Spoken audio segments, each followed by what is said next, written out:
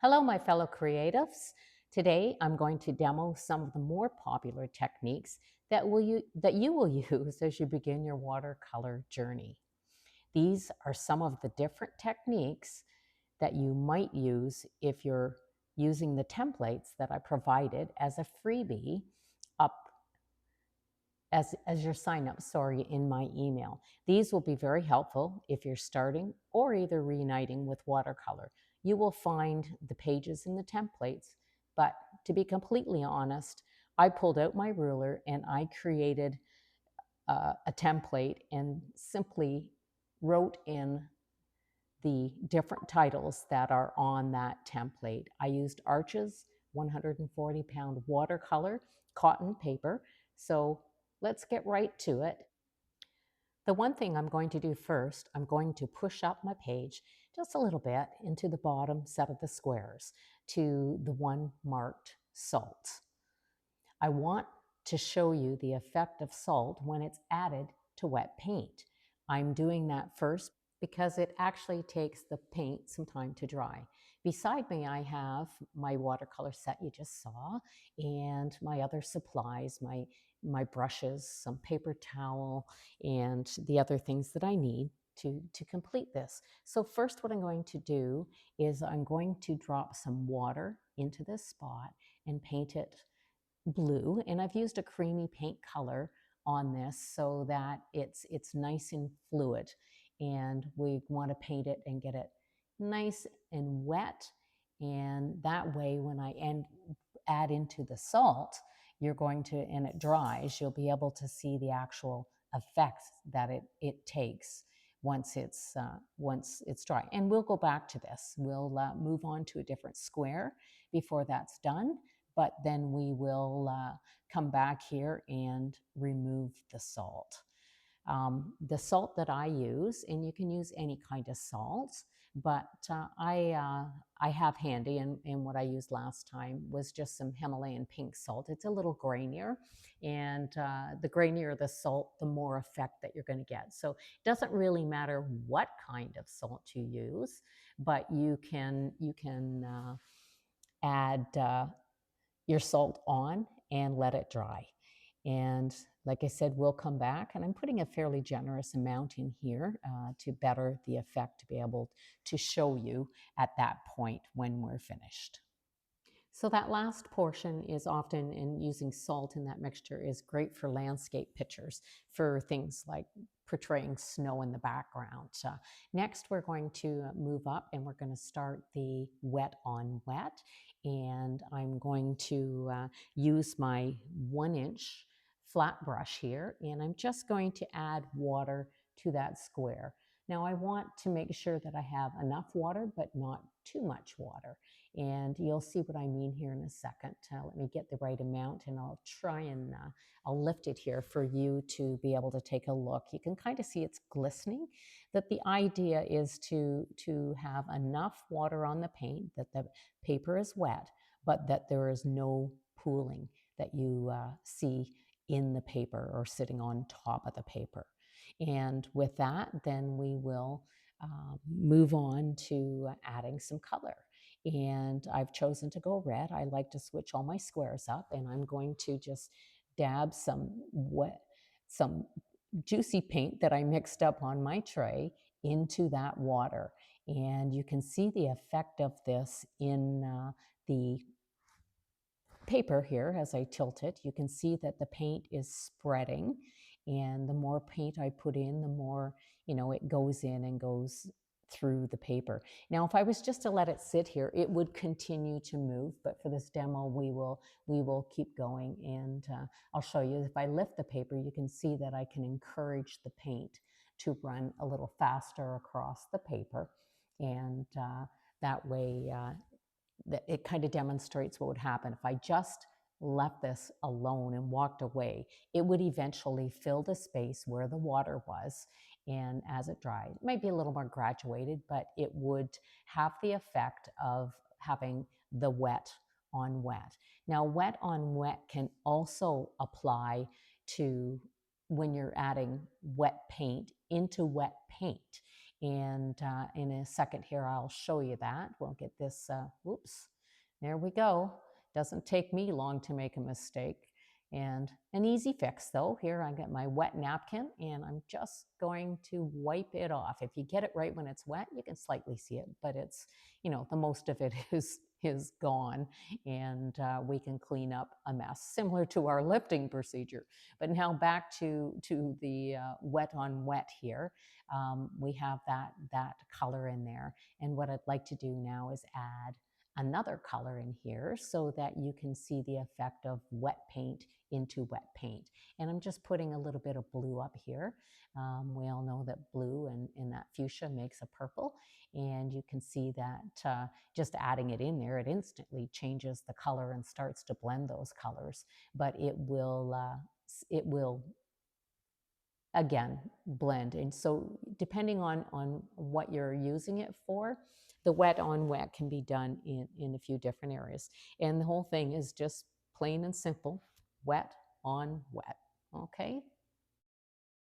Okay, first, what I'd like to show you here on my palette is, and I've pulled this over here, the next square is obviously going to be yellow, but when I told you about making and wetting your paints, I sprayed earlier, and then I continued to add water in to get a nice creamy blend of paint there to make it easy to paint the wet on dry in our next square. So what I'm going to do here, oh, and look at this. The camera moves on its own to pull up to where the action is. Learn something new all the time. So I'm just painting in the wet on dry with that paint from my palette. And it's the paint's going to stay where I painted. It's not going to move around like if you had wet paper underneath it and it moves and blends. In this, I'm actually going to leave a square open in the middle so I can also demonstrate to you what they call dry brushing. And with this, you rinse, you don't have a lot of paint on your brush. You want to make sure your brush it doesn't have to be completely dry, but fairly dry, and dip it in your paint. And then you can drag it basically across the paper like this, and it leaves it doesn't fill in the paper, so you can see some of the whiteness through there. Again, a different effect you might use depending on what you're painting or a look that you might want to achieve. But you can see it's a little bit different than having your brush all loaded up with the creamy amount of paint.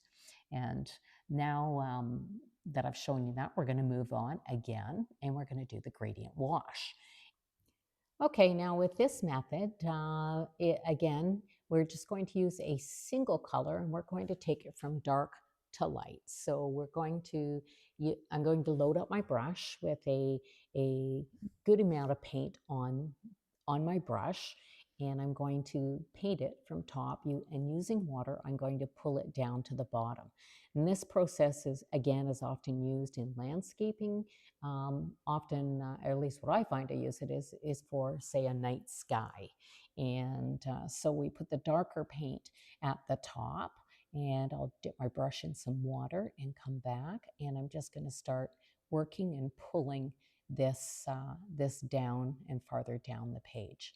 And I'm going to continue, rinse again, and you'll see this is a lot lighter on the paint on my brush. So I'm pulling again down with some water to get us to the bottom, and it will gradually be much lighter at the bottom than it actually is at the top. And it takes a little bit of practice. You just keep blending it and keep moving it. And if you've got good quality paper, it shouldn't be a problem. Lower quality paper could pill and be an issue. So I'm going to drop in some more darker paint and work on this to get a smoother blend. Where you see those light spots, it will dry lighter like that if I don't get it blended. So I'm going to just continue to add it in, and well, that's interesting. Nice little palette over there. Again, it's the camera is moving with my hand.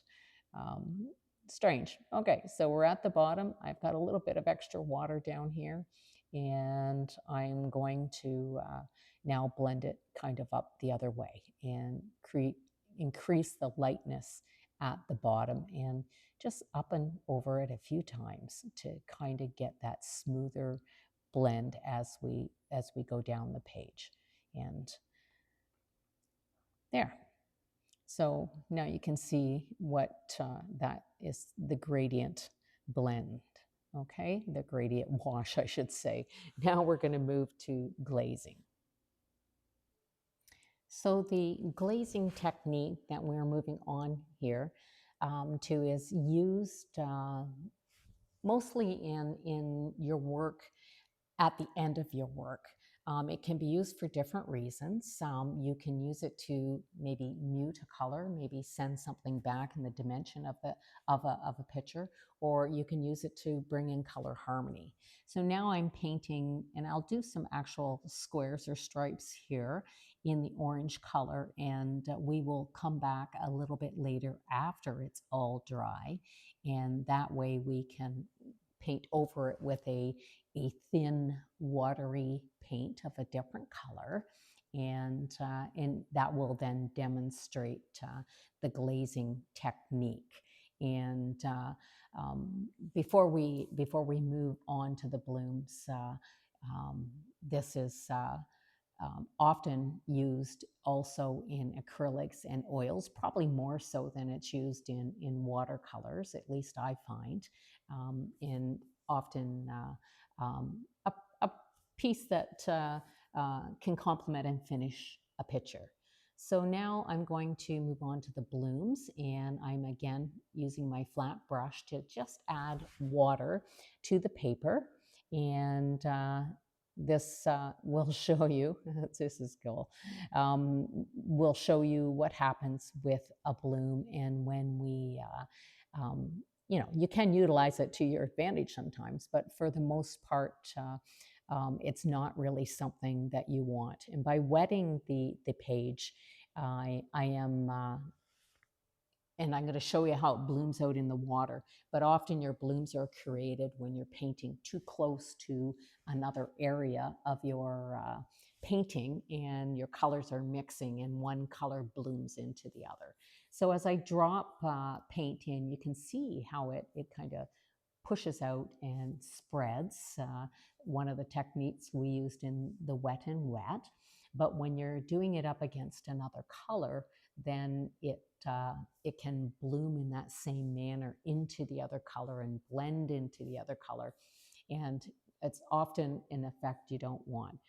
Now, I have used it, saying that, I have used it a couple of times to portray say trees off in the distance on the horizon, because if you can get your tree to kind of bloom in the background, it doesn't, if you really analyzed it, it doesn't look like a tree, but it can give that perception when you're looking at a picture of that. So I'm going to just spread it out a little bit here, and so that you can see what happens and when we actually will add in another color. So I'll put it, and you can see how it spreads out. It's interesting how it spreads out, but I'm adding a bit of a bluey green color in here. So they're two very different colors, but you can actually see with it, if you look at it closely along the line where I've painted wet against wet, the purple is actually blooming into the green. And you can kind of see it here as it goes down and it spreads. And often it's not an effect you want, because usually when you're switching colors on your paper, you're looking for that crisp line or another method. So next we're going to move over, and we'll let that dry. We'll look at it again, but we'll start the blending. With this method, we're going to use two colors. I'm using this kind of nice fuchsia color at the top, and we will move into, I'm guessing blue. I'm going to pick blue here, and we'll put blue at the bottom. And we will paint each of these areas and bring them up towards each other. And when they come together and hit, then they're going to start to blend. And so we'll keep moving up with these strokes. And then I'll pick up some more red, and I did rinse my brush in between. So we're using the red or the fuchsia to come down. And as I get closer, I will probably use a little more water. And you can see the water is bringing it down like we did in the gradient wash. And with the blue, same thing. Just it's important at that point to keep your brush clean in between your colors. But you can see as it's blending together, with the fuchsia and with and it's ultramarine blue that I'm using there. But when the two come together, they create a very nice purple. Now this method is used a lot. Again, I keep referring back to landscaping, but it's often used, and it can be used very much in florals on petals and stuff, where you're wanting to have that natural gradation of color from one color to the other color. And I just work back over it here a little bit, and I'm just really playing with it now to smooth it out, which you can do. And again, takes a bit of practice, but it can be a very, very nice effect into your piece of work as you are working on different types of paintings.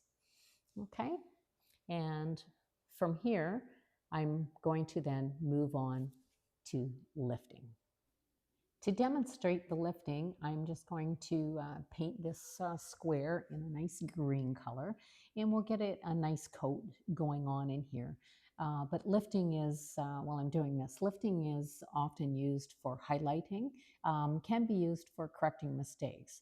But I will tell you, not all paint will lift 100%, and it really depends on your paint itself.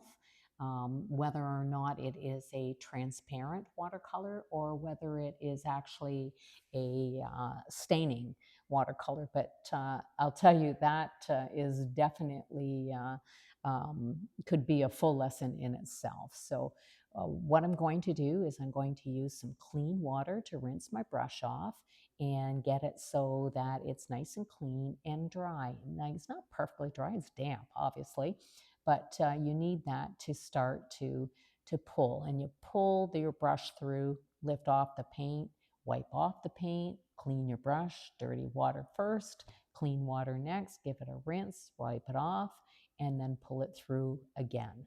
And you keep repeating this until you get the actual lightness that you want. It's very good for highlighting the edge of a project.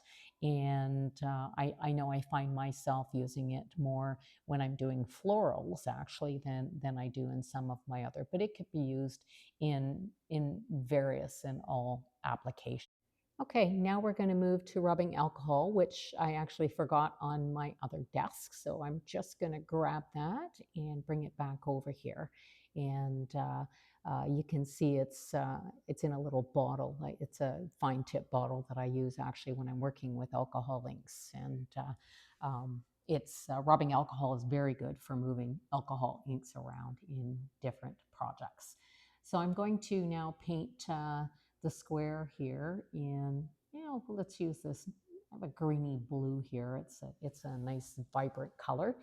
So I'm going to get my brush loaded up and just start to paint and fill in the square again so that I can show you this effect of what happens when you drop rubbing alcohol into your paints.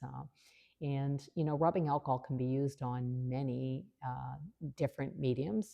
It'll do a similar thing on acrylic paint as it will do in my watercolor paint, and you'll see the effect that it leaves. It's might be similar to a lifting, but you don't have really control of where the alcohol is going to go in. It's certainly going to depend on the amount of alcohol that you actually drop into the paint. So here we go. I will grab that little bottle of rubbing alcohol, not to be confused with alcohol you drink, but the rubbing alcohol, when you drop it in, you can see here, drop it in and it pushes the paint away. So it does create like a lifting effect, but it's different. Like there's no control over that. Now, because I have a fine tip, I can kind of draw it on here. You can see there's a bit of an effect, but you still can't control the width or whatever. But it's again, it's an interesting effect that that you can use depending on what you're looking for. Next, I'm going to move back over to the square with the salt, and I'm just touching it. It's a little damp, so I think what I'm going to do, just so that you can get the proper effect, is I'm going to pause for just a second so you don't have to hear my hair dryer, and I'll be right back.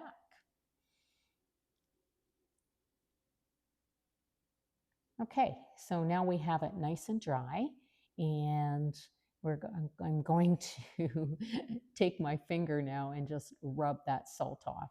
And it's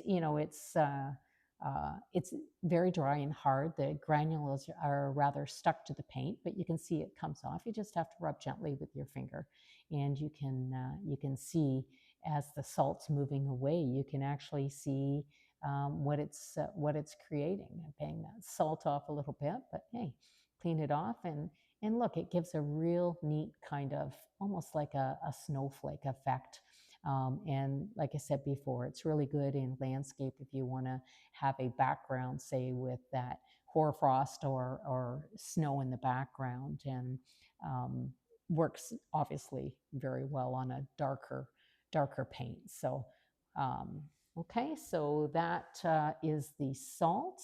And that brings us back now, I think, to our final. We're going to do the glazing, and then we're going to be done. And I hope this hasn't been too long for you today, and that you enjoy this process as you go through. So I am now going to, I'm mixing up um, some water actually into some yellow paint that I have on my palette. And it's already in my palette that I had before. But the nice thing about saving all these dried pieces, you can reactivate them just with water. So you don't need to waste it and wipe it all off every time.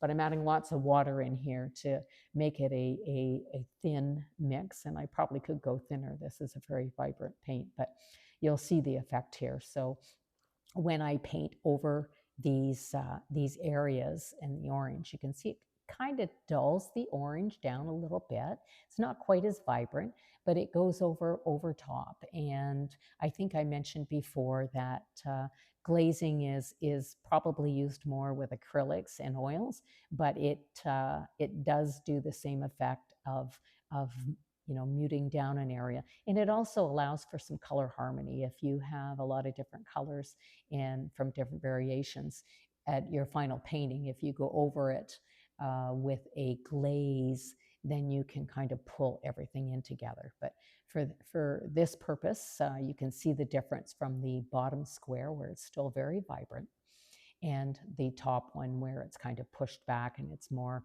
of a hazy looking color, the orange underneath of the yellow. Oh, okay, so now we'll do a recap of all of this. Our wet on wet, where we drop the paint into wet water, our wet on dry, and our dry brush, our gradient wash, and then down to the one we just finished, the glazing. And beside this is the blooms, and you can see here where it bled into the other color and it pushed up. So it might not be what you want. You might want a clear line. So letting your paint dry between changing or between painting up against or abutting paint works best. This is your blending, and where you bring two different colors together to create a third color into the center.